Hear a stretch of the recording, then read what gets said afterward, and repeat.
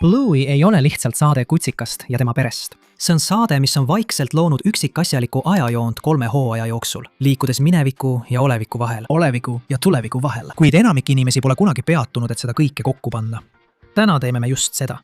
See on Bluey täielik ajajoon. Algusest kuni kõige selleni, mida me teame selle kohta, mis edasi saab. Alustame ajast, mil Bluey polnud veel sündinudki. Enne kui Banditist sai isa ja Chillist ema. Nad mõlemad olid lihtsalt lapsed, kes kasvasid üles täiesti erinevates maailmades. Ja sari on andnud meile piisavalt pilguheiteid nendesse varastesse aastatesse, et maalida üsna selge pilt. Banditi lapsepõlv tuleb välja episoodis Muinasjutt, kus ta räägib üleskasvamisest 1980. aastatel. Ja see Banditi versioon, keda me tol ajal näeme, on väga erinev sellest kannatlikust, mängulisest isast, keda me täna tunneme. Ta oli lohakas, veidi õel ja armastas oma nooremat venda Stripe'i narrida. Ta sõitis rattaga, veetis suved rannas ja polnud veel õppinud oma elu kõige tähtsamat õppetundi. Kuidas tegelikult hoolitseda kellegi eest, kes on temast väiksem. Chilli lapsepõlv oli palju raskem. Tema neiupõlve nimi oli Chilli Cattle ja ta kasvas üles isaga, kes oli sõdur, mis tähendas, et ta oli tihti kodust eemal, ja ema, kes oli haige. Episoodis Draakon saame teada, et proua Cattle suri, kui Chilli oli veel noor. Hoolimata kõigest sellest hoolitses Chilli isa selle eest, et ta kasvaks tugevaks.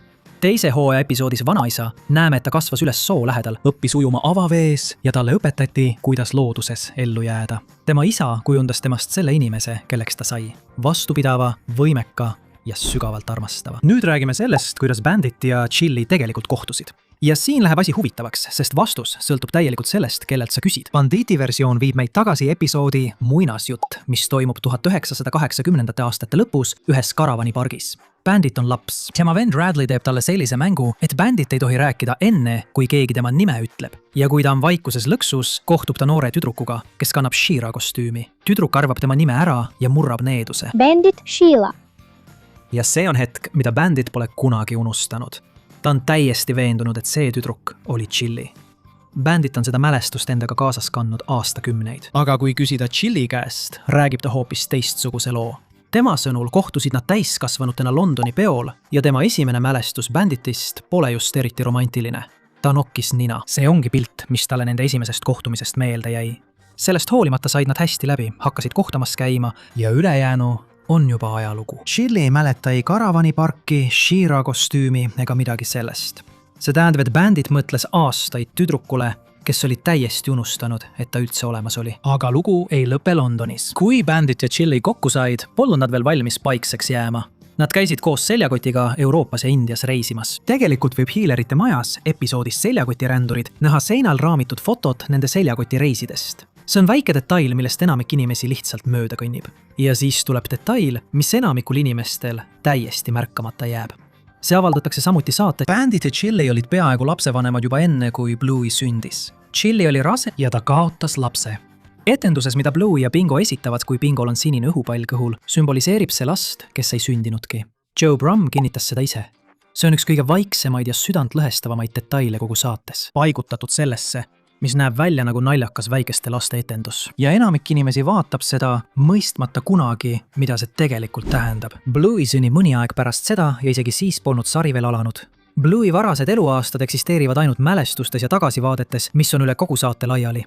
Episoodis Magamistuba näeme, kuidas Chilli seab üles ruumi, kus Bluey ja Bingo esimest korda magasid. Sealhulgas võrevoodi, mida nad beebidena kasutasid. Ja episoodis Biibide võidujooks saame teada, et Bluey oli tegelikult viimane oma sõpradest, kes kõndima õppis. Ta tundis juba beebina Kokot, Snickersit ja Juudat. Nemad olid tema esimesed sõbrad juba enne, kui ta üldse mõistis, mis sõprus tähendab. Lõpuks teeb ta oma esimesed sammud köögis, kõndides Chilli poole, sest ta tahtis kallistust. See on kõige bluulikum asi, mida ette kujutada. 2 aastat pärast Bluey'di sünnib Bingo. Bingo varasemate aastate kohta pole väga palju detaile, aga üks asi, mida me teame, on see, et Bandit kandis teda beebi kandmisvestis, samal ajal kui Chilli keskendus Blue'le. Seda näeme episoodis Issi beebi. Juba algusest peale oli Bingol isaga eriline side, mis kestab läbi kogu sarja. Enne kui saade ametlikult algab, käib Blue tegelikult teises koolis. Episoodis Bob Bilby mainib ta, et ta oli juba varem klassimaskoti koju viinud, mis tähendab, et ta oli juba Braille Retrieveri õpilane enne, kui ta liitus Calypso klassiga. Seda detaili on lihtne märkamata jätta, aga see tähendab, et Blue'le varasest koolielust on terve peatükk, mida saade pole kunagi põhjalikult käsitlenud. Põhisari algab episoodiga Võluksülofon. Siin kohtume Heeleri perega esimest korda korralikult. Blue, Bingo, Bandit töötab kodus arheoloogina ja Chilli töötab lennujaamas.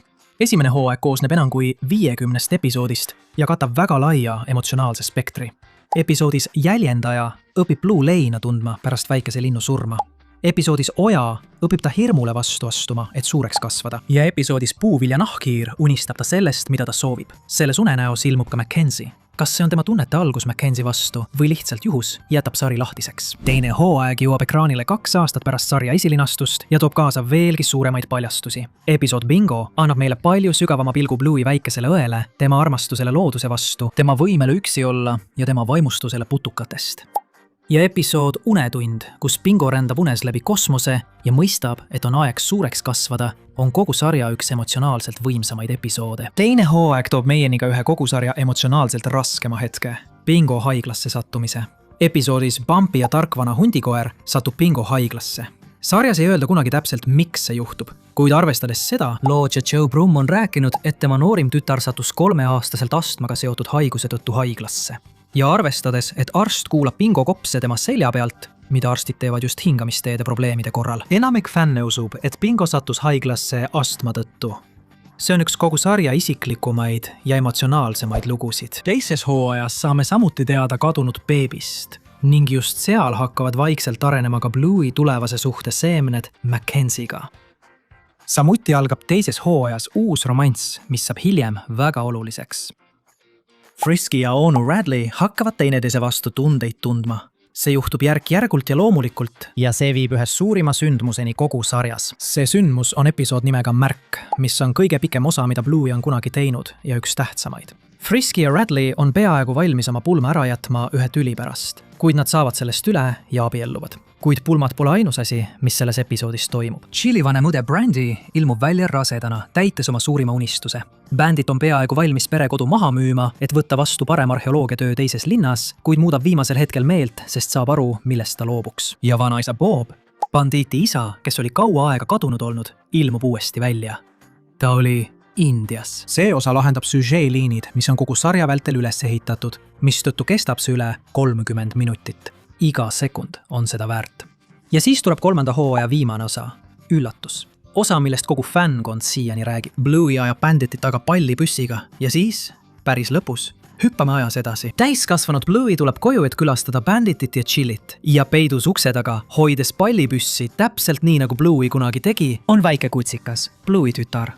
Fännid on talle andnud nimeks Indigo ja kõike tema välimuses vaadates, eriti seda lontis kõrva, on peaaegu kindel, et tema isa on Mackenzie. Aga sari pole seda veel kinnitanud. Mis edasi saab, on alles kirjutamisel. Ludo Studio on teatanud, et Blue'i film jõuab kinodesse 2027 aastal ja tuginedes kiirpilgule tuleviku episoodi Üllatus lõpus, tundub, et Blue'i suureks kasvamise lugu pole sugugi läbi. Mõned fännid usuvad, et film võiks ühendada praeguse Blue'i ja täiskasvanud Blue'i, keda korraks nägime. Teised arvavad, et Indigo võiks lõpuks saada uueks peategelaseks, kusjuures Blue'i astub rolli, mida Bandit tema jaoks täitis. Kas see ka juhtub, teab ainult Joe Brumm, aga ajajoon on olemas. See ulatub poisist rannal 1980-ndatel, kuni väikese kutsikani, kes peidab end ukse taga pallipildujaga.